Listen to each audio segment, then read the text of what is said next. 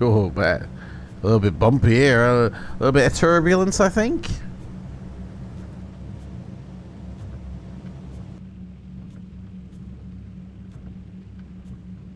Hello everyone, welcome. My name is MJ Pestridge and welcome to another P3D video. And flying here in P3D version 6 in the DC3, just heading out towards New Zealand. It's a beautiful day. It's kind of patchy with the clouds here, but yeah, it's I'm really loving version 6, to be honest. But one thing I didn't love, and it's such a shame, and I want to talk about it, is chase plane. Sadly, chase plane doesn't work with version 6. You run it, even when you do the registry hack, it doesn't really recognize the fact that you're pretending to run a different version. It just doesn't work. It doesn't connect, and that mainly down to the fact that chase plane is run off a server. When you look at your PC and the files that are contained, it's literally just the exe file. So this connects to a server run by Parallel 42, and then the ability to connect to your sim is all kind of like done through that. So there's not really much we can do to get this working in version 6. And Parallel 42 have actually stated that moving forward in P3D, they will no longer be updating or developing chase plane, or any of their products for that matter, for P3D. They will support previous purchases. So if you have any issues with your version 5, 4, 3, whatever, they will, still give you support for that. But they basically have left P3D and are focusing on Microsoft with all their game elements that they're adding to that simulator. And it's such a real shame because, to be honest, I think the community has really almost relied upon chase plane to be their main camera system because of the abilities of what it contains. As you can set presets, it's very smooth, panning. It has a lot of features, like you can go to a global static camera, kind of move around with an Xbox controller. It controls also the brightness and saturation and bloom of your sim with HDR. And there's loads of other features with like motion effects, simulating the ground shake when you're on the runway, or even the breathing of the pilots. Now, it is a real shame that they've decided not to go forward and sort of leave P3D. But in all honesty, I'm not going to miss it that much because the default camera system is actually better than you think. It has the ability to smoothly pan. If you right click and hold your mouse button, you can actually move the camera. Now the camera, yes, is tied to like the center of your fuselage, so it will swing around your plane like this. But for viewing the landscape down below or the skies above, this actually just serves the purpose. Now you might be thinking, yes, but I do like actually having my cameras sort of assigned by a button. Well, guess what? You can literally sort of move your camera freely around like this using the mouse, and then if you want to go back to the center, control and space will reset that camera position. It also does obviously have the ability to have different options for the outside camera, and every plane has got options for the flight deck itself. But you can actually manage your camera system and create your own viewpoints using the Manage Camera Custom Manager. You literally basically, and even have shaders involved with that as well. You can effectively create your own spots within the flight deck. So it actually has got a lot of the functionality that you use chase plane for built within default, and there is also motion effects. If you head up into the control section of the menu and go to other controls, not only can you enable joystick camera smoothing, but in the realism section there is visualize G effects and visualize momentum effects as well.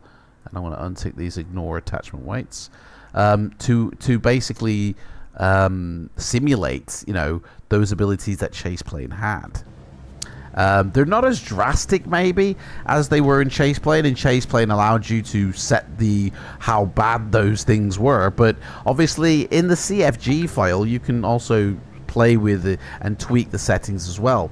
And also you have got up to 9 camera presets that you can put in, so, and you can make them plane specific. So if, like for instance, the DC3, I want to have a camera preset for this tied to a keybind, I can easily have that. It is not a problem.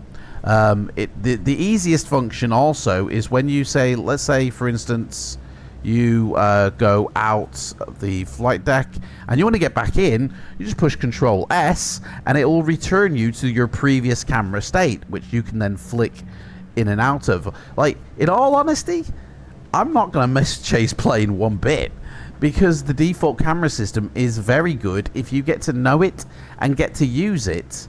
Like, this is very smooth, you know, and you can also bind this to your hat switch and move around in the same fashion.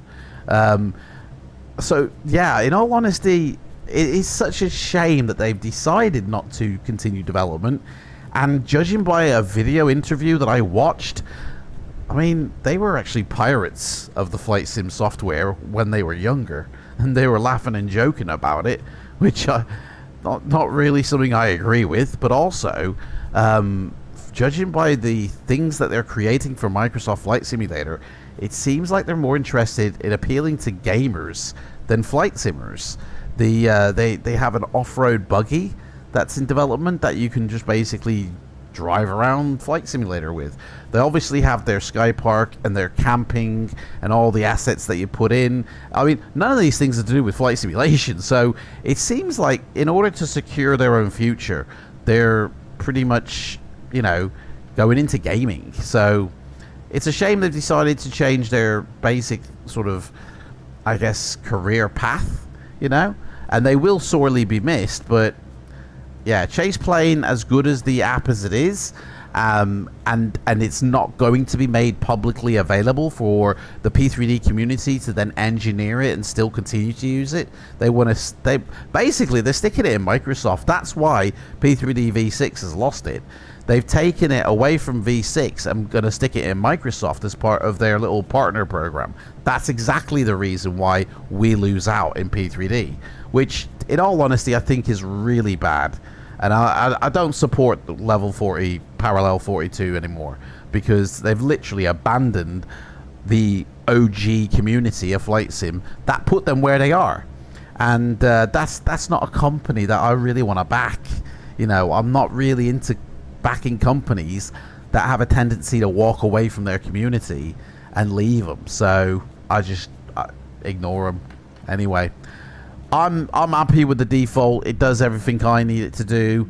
I'm going to enjoy my flights without Chase Plane. I know there's a lot of community members who really rely upon it and won't update to V6 singly because of Chase Plane, and that is such a shame, because this sim has so much to offer over previous versions.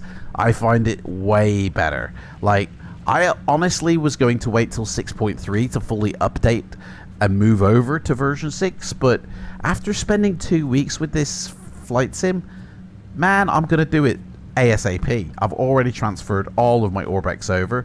I'm in the process now of doing the planes.